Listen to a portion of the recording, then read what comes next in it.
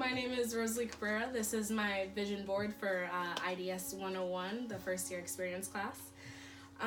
So I chose to focus on my academic goals when making the board, but looking back in retrospect after writing my reflection and thinking more about my goals and how I see myself and where I want to be, I'm actually going to choose to focus on my personal goals. So I apologize. I know I should have put it in the center, but things change, unfortunately. So I actually listed out all of my goals right here. I feel like it'll be easier for me to explain just where exactly it is that I want to go in life if I have it right in front of me. So I have 5 goals for each category.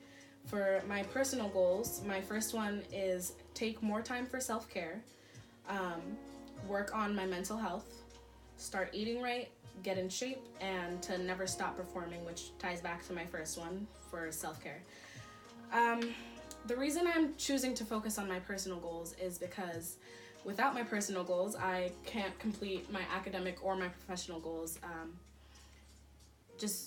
You need to take care of yourself first in order to continue on with your life and get to where you want to be. And I feel very strongly about that. I feel like it is a very important aspect of who I want to be.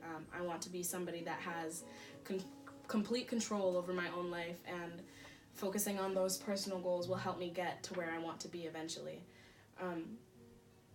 Especially with my mental health, it is something that I was rather recently diagnosed with. For my first 3 years of high school, I was undiagnosed, and so I felt that I couldn't really get a handle on what I was doing until I was diagnosed. At the end of my junior year, beginning of senior year, I was diagnosed with ADHD, anxiety, and depression. And it was kind of shocking to me at first, but mental illness runs in the family, and it's something that I've always sort of been around, and so I did know how to handle it. Luckily, my mom was there for me a lot. She helped me through the diagnosis, and after the initial shock, I realized that this is a good thing, because now I know, and now I can try to get a grip on those 3 diagnoses and just try to move forward and take a handle of my own life and complete my goals. So I chose the medication route. I am taking medication for ADHD and depression, and it has really helped me with my academic life, and eventually it will help me with my professional career, because if I have a handle on myself, I will be able to have a handle on the rest of my life and every aspect of my life. And as I said, I do feel very strongly about that, which is why I'm choosing to focus on my personal goals. I also know that my mental health is very, very important, and it is very important to have your mental health under control, but I do want to touch on the fact that it is also important to have your physical health under control. And they kind of go hand in hand. If your mental health isn't 100%, your physical health is not going to be 100%, but it is important to be in shape, and I've struggled with that for a long time now, mainly because I do have a sweet tooth, but I am working to get that under control, and I do believe that one day I will reach my goal for that. So next up is my academic goals. Like I said, I have 5 of them. The first one is to be involved on campus. Being at a community college, it can be very difficult to get involved and to make friends and to do almost everything that you would if you were dorming somewhere, join a sorority or a fraternity, join multiple clubs, start a club even, It can be difficult because I feel like at a community college, you feel that because you're not living with these people and you don't necessarily see them every day, you feel kind of lonely almost, and it can be a rather lonely experience, which is why my goal is to be more involved on campus, because it's good to know that even though you don't live with these people, there are people that are there for you constantly every day. And so I want to hopefully become more involved over my next few semesters. I have hopefully 3 left.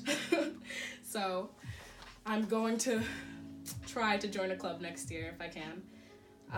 My second academic goal is to be organized, and it ties into my third, which is to work on my time management and to start submitting my work on time. Organization, for some reason, is something that I've struggled with, same with time management. And, I've always found it kind of strange because I often say that I can organize everybody's life but my own. And I do believe that it does have something to do with the ADHD portion of my life, which I, thank God, I'm getting a handle on, little by little.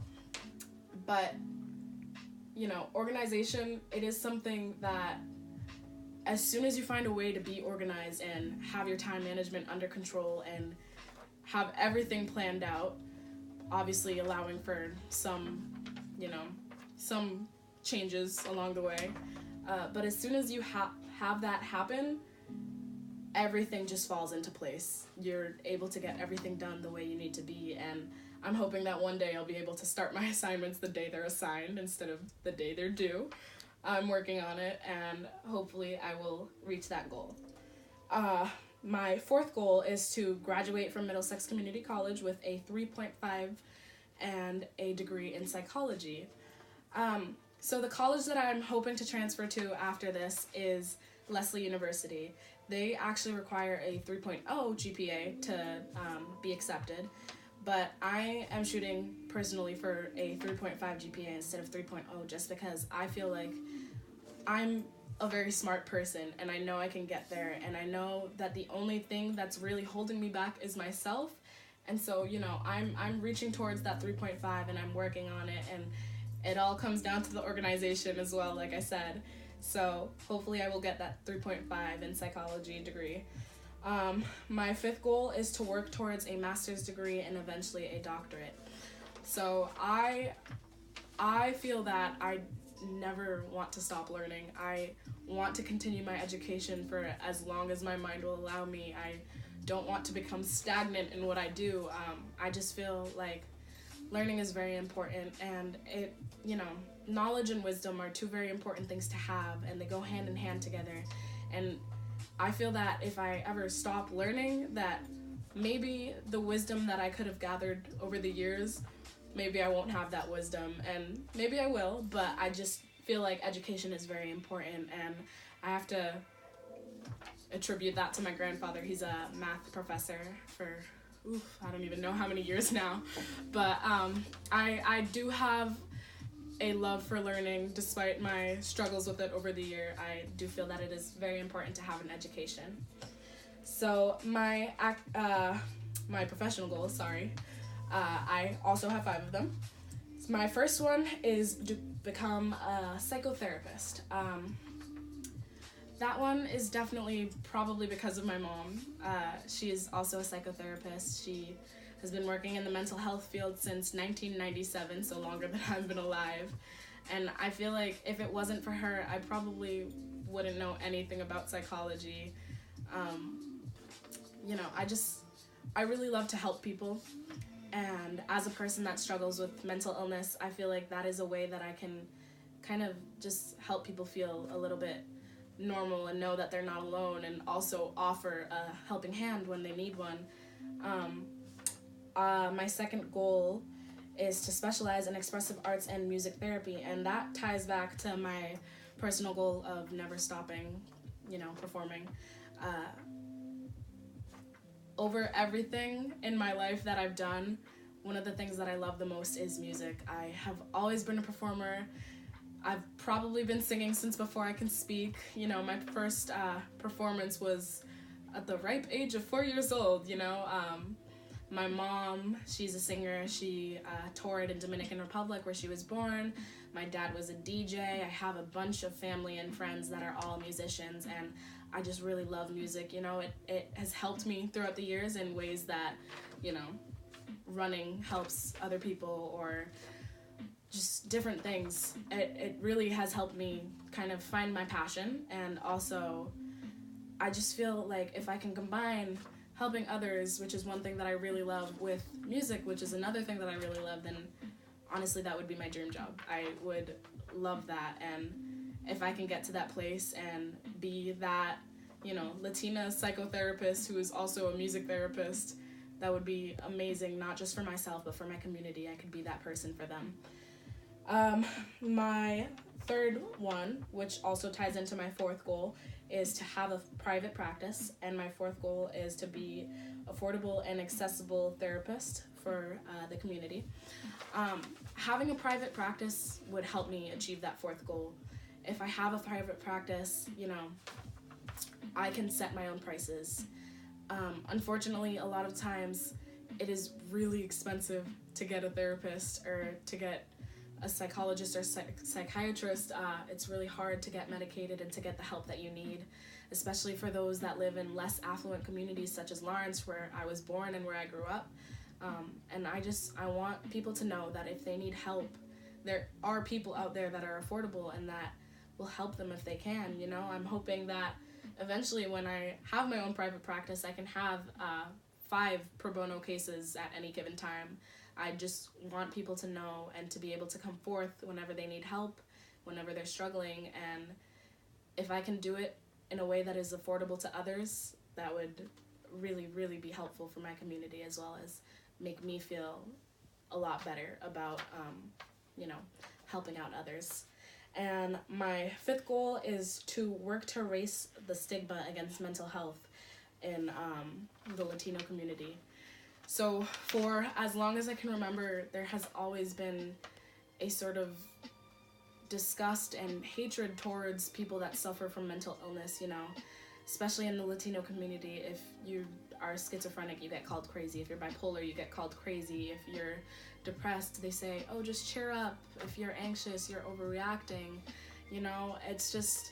It's something that I've been around my entire life, and as a person that once again struggles with mental illness, it's disheartening. And I'm hoping that if I become, a Latina psychotherapist who offers to help people, hopefully I can work to destigmatize mental illness and kind of open the conversation, because that's really what it is. All the stigma is ignorance. They don't understand it, and so they hate it and they belittle you and they just kind of undermine your problems when you say what you're going through.